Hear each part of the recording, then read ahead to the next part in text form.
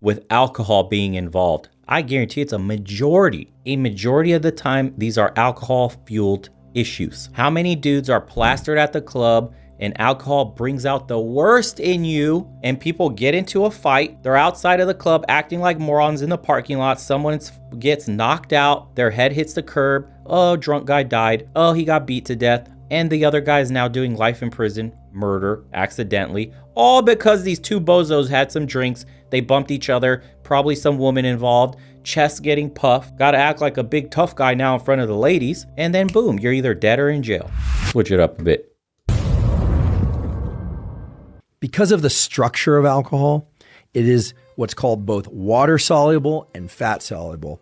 Translated into what's meaningful for you, what that says what alcohol does to your brain. Boys, it's important because some of you cope with it. Means is when you drink alcohol, it can pass into all the cells and tissues of your body. It has no trouble just passing right into those cells.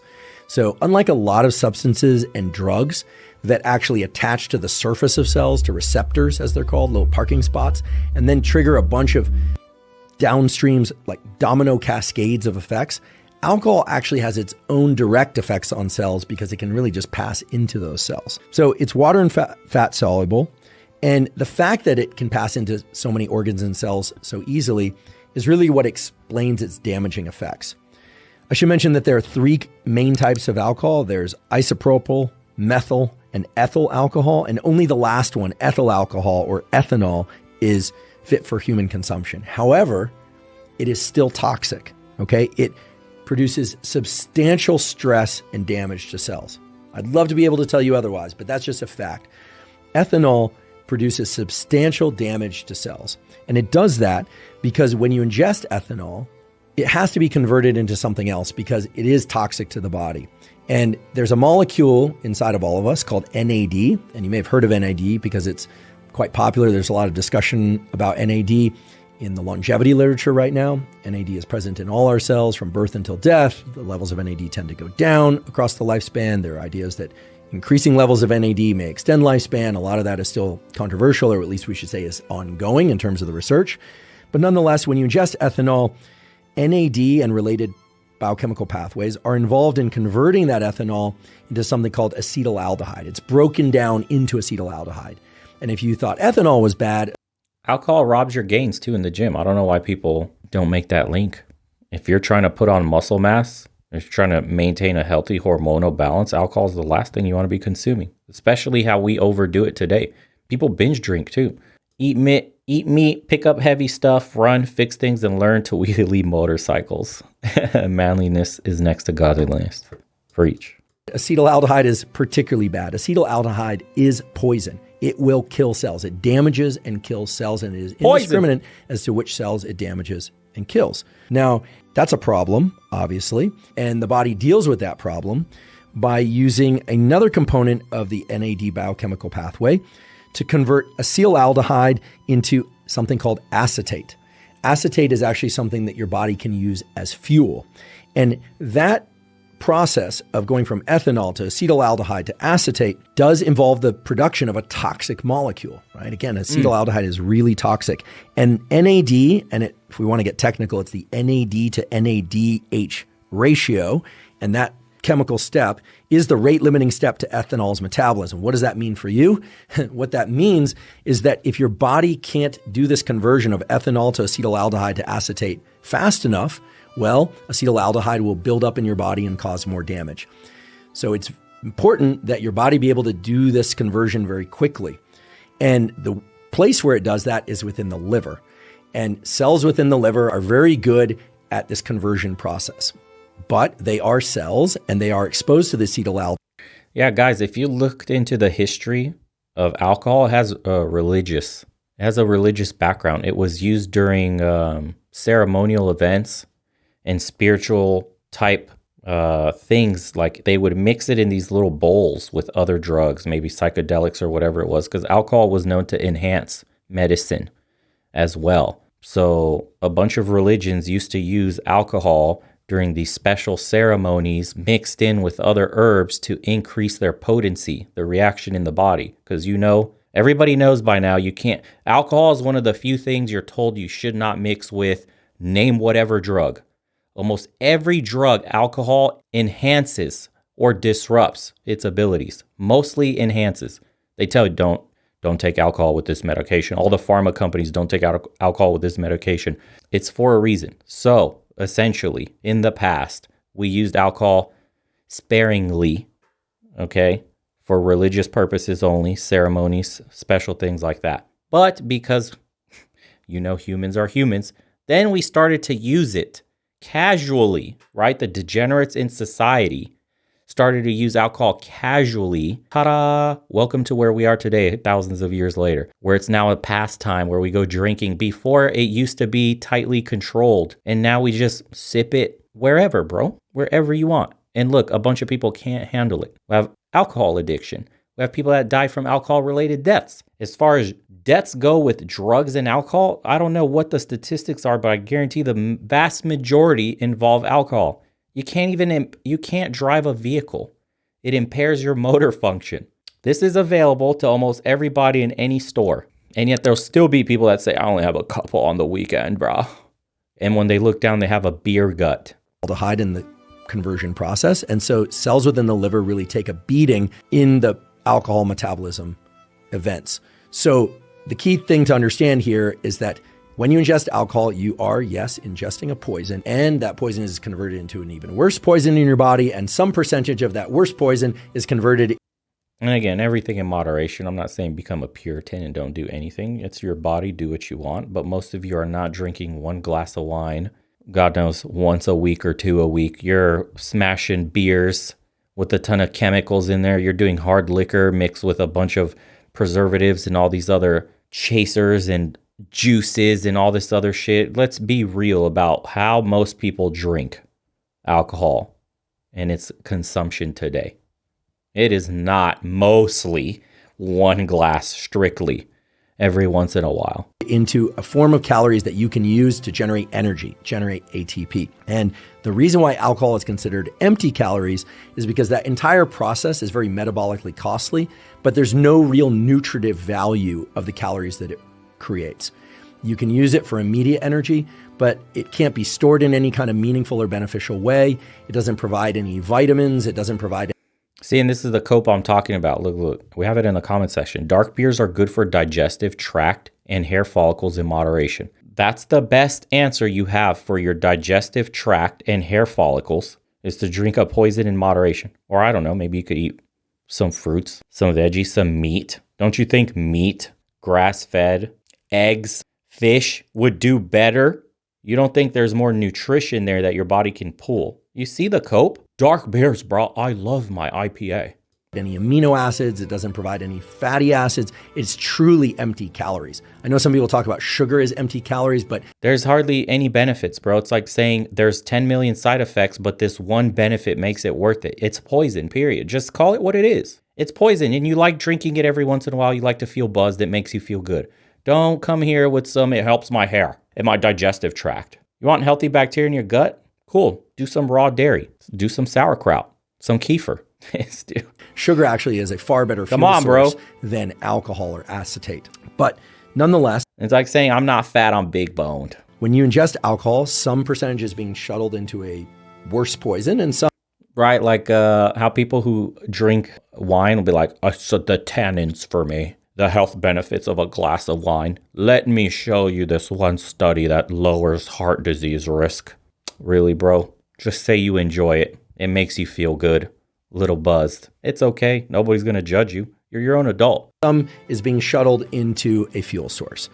Now, the important thing to understand is that it is the poison, the acetylaldehyde itself, that leads to the effect of being inebriated or drunk.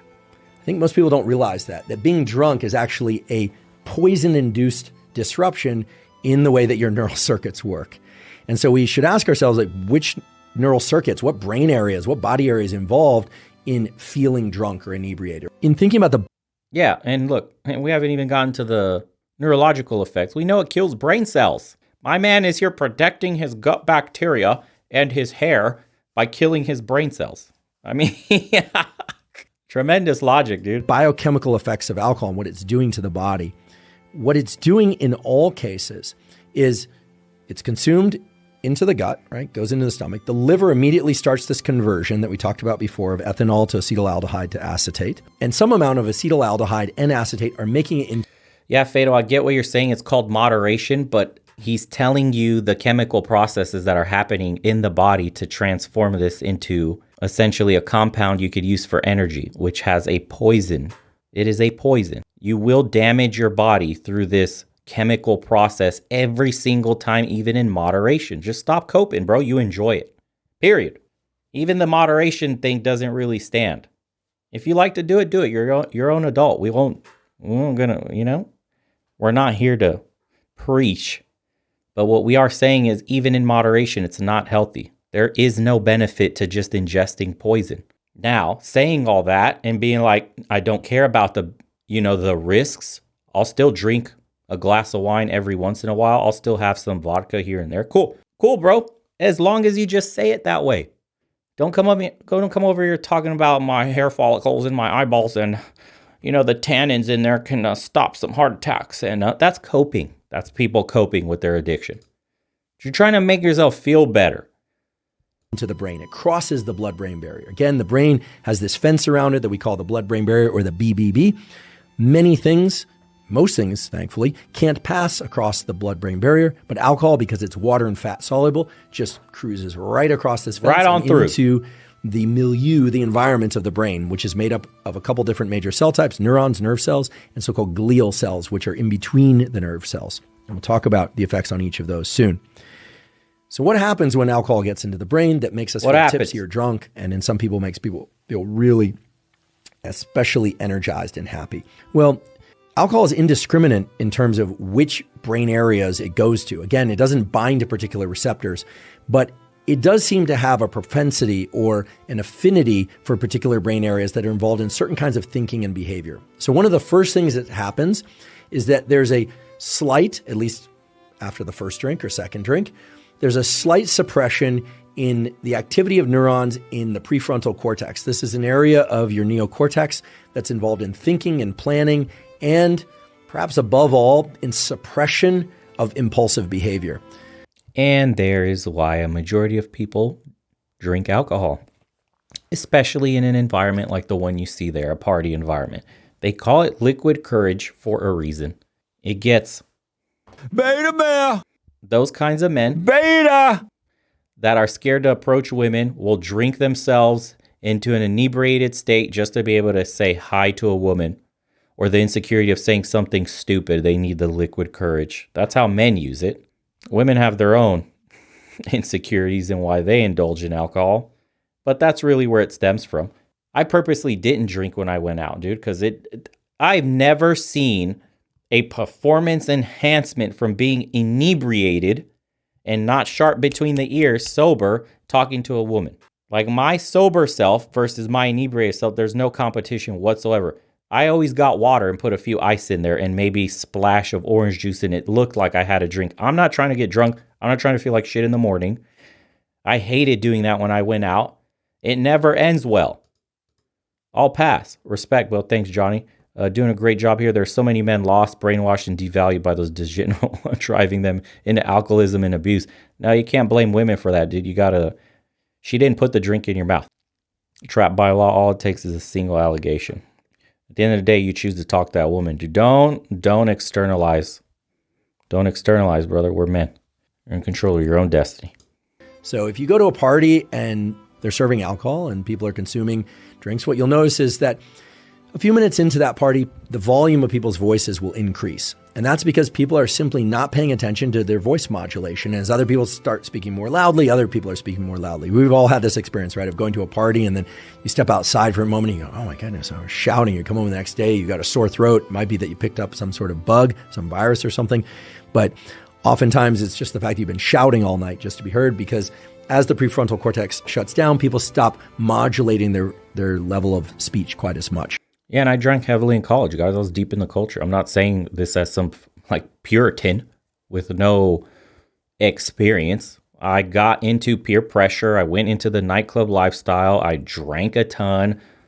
And it wasn't towards the tail end where I got sick of this and hated feeling the way I felt in the morning, seeing my inebriated friends trying to figure out a way to drive home, everybody throwing up and shit. That was, quote, normal back then, and was a bartender, dude. Yeah.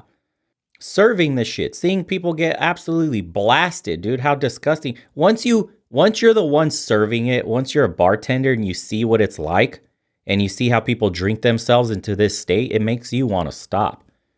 Also notice that people start gesticulating more. People will start standing up and sitting down more. They'll start walking around more. If there's music on, people might spontaneously start dancing. All of this is because these areas of the prefrontal cortex normally are providing what... And then look, dude, this is probably one of the most insidious sides of getting drunk. It's this inhibition that goes away. And this is the worst part with men. How many fights? How many people do you see getting put on a stretcher, going to the emergency room? How many men are laying 6 feet deep right now with alcohol being involved? I guarantee it's a majority of the time, these are alcohol-fueled issues. How many dudes are plastered at the club and alcohol brings out the worst in you and people get into a fight? They're outside of the club acting like morons in the parking lot. Someone gets knocked out. Their head hits the curb. Oh, drunk guy died. Oh, he got beat to death. And the other guy is now doing life in prison, murder, accidentally. All because these two bozos had some drinks. They bumped each other. Probably some woman involved. Chest getting puffed. Got to act like a big tough guy now in front of the ladies. And then boom, you're either dead or in jail. Cool story, bro. Wow, such a man. Oh my God, the maturity and the alphaness of you not being able to control your alcohol. And now you ended up in those two positions. God damn, bro, so fucking alpha. Stupidity. Pigeon chest. Yep, exactly. That's the biggest L you can possibly do as a man, is involve women and alcohol in a situation publicly and end up with your teeth kicked out in a curb, on a stretcher, nurse fucking doing ICU shit on you just to keep you alive. And you're over here like, yeah, dude, what a sick night. Really showed him. And the other guy's probably getting cuffed and going to prison, vice versa. Cool, bro. Wow. You are so getting a one-up on society, dude. Not perpetuating the cycle, not putting your family through stress, not going into debt, prison. Dude, totally. Good job. What's called top-down inhibition. They are releasing a neurotransmitter called GABA onto various parts of the brain. They're involved in impulsive motor behavior and thought patterns. And as you shut down the prefrontal cortex, that GABAergic suppression of impulse. Yeah, and for the young guys in the chat that are about to go to college, that are currently in college, that have a ton of friends still even after college, where their pastime is let's get together and drink. I feel for you, dude, because I know you're deep in and that's how you have to fit in, and the peer pressure and stop. You a sissy, bro? What you babysitting your drink for? Have another one. Here, take a shot. All that shit, dude, it sucks. You need to get new friends. Those are bums. Those are losers. They have absolutely nothing going for them except waiting for the weekend to get blasted because their lives are so miserable. And that's the brutal truth. You got shitty friends and you need to get rid of them. These are the same guys that will try to start shit at a club, at a bar, and that's the highlight of their life, dude. That's a loser lifestyle. That's worse than a beta male. Beta! Impulses starts to be released. So people will say things that they want to say without so much forethought about what they're saying. Or they might do things that they want to do without really thinking it through quite as much, or they might not even remember thinking it through at all, or experience, I should say, thinking it through at all. We haven't talked about blacking out yet and the effects of alcohol on memory. But as long as we're there, I'll just tell you that alcohol has a very strong effect in suppressing the neural networks that are involved in memory formation and storage. This is why oftentimes we forget the events of a night out if we've been drinking. One of the more important things to know about the effects of alcohol. Right, and imagine you're a man. Imagine voluntarily putting yourself in a disadvantaged position where people could take advantage of you. Sounds really manly, doesn't it? To wake up in the morning and not remembered how you got home. Checking your pockets. Is my wallet here? Where's my car keys? How the fuck did I make it? By some miracle. Girl, you're such an alpha male. Alcohol in the brain is this disruption in top-down inhibition, but also that areas of the brain that are involved in flexible behavior, sort of considering different options. Like I could do A or I could do B. I could say this to them or I could say that. I could say it in that way or I could say it in this way. This might be a little more tactful. Those brain areas basically shut down. entirely, and people just tend to say what they want to say. So the key thing to understand is that when people drink, the prefrontal cortex and top-down inhibition is diminished. That is, habitual behavior and impulsive behavior starts to increase. Now, what's interesting is this is true in the short term, so after people have 1 or 2, maybe 3 or 4 drinks, but it's also true that the more often that people drink, there are changes in the very circuits that underlie habitual and impulsive behavior. I hope you guys learned something from that one. I've plenty of experiences seeing people get their teeth and their quosh pushed in public over a woman and some alcohol involved. And it never ends well for either party. Most guys I know that are getting after it in life and, tunnel vision and focus, they are not really out in the nightclubs doing this kind of degenerate shit, drinking themselves into a state where they can't even remember how they get home, blacking out, causing problems, fights. That's all projection, man. That's somebody with no self-esteem, mediocre life, hates themselves, looks forward to the weekend, has nothing to offer to the world, shitty job. They're probably pent up, frustrated, angry, got women issues too. And it all explodes in that very moment where they go out to the nightclub to prove themselves manly and try to start a fight with somebody and all this shit. That's can you imagine, dude? Can you imagine the mediocrity and the shitty life you have to look forward only to the weekend? That one night you go out to the club so you can talk to some chick that will probably reject you and try to use you for a free drink. And then it comes bubbling up to the surface when you can't even remember how you got there. You're already blacked out and you try to start a fight in an inebriated state where you're going to get your ass beat, most likely. Anybody who's even sober for half sober versus you will absolutely wreck you. You have no idea, dude. Till you wake up and you got black eyes, scratches, bruised up everywhere, gashed up. How'd you get here? Oh, I don't know. I blacked out. Space Bear, get the likes up. Do it, everybody.